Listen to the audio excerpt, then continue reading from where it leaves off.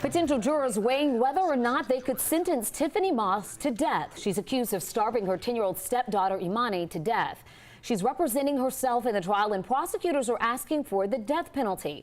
Caitlin Ross took a look at why that's so rare here in Georgia. Jennifer, it's becoming very unusual for prosecutors to ask for the death penalty. In recent years, there's been increasingly mixed public opinion about capital punishment. Just last month, California's governor temporarily halted all executions in the state, and he's considering prohibiting any death sentences in local criminal cases. Public opinion is definitely playing a factor in that. If even one juror disagrees with the punishment, the sentence is life in prison. The last time a Georgia jury imposed the death penalty was 5 years ago in Augusta. District attorneys must file a notice if they plan to seek the death penalty, and there are a handful of cases across the state where they have, but the defendants are not currently on trial.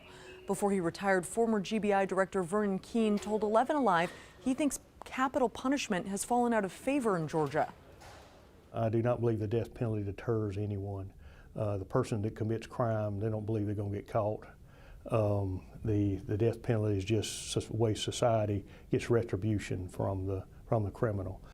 Many times when a defendant is convicted in a capital murder case, the appeals drag on for years.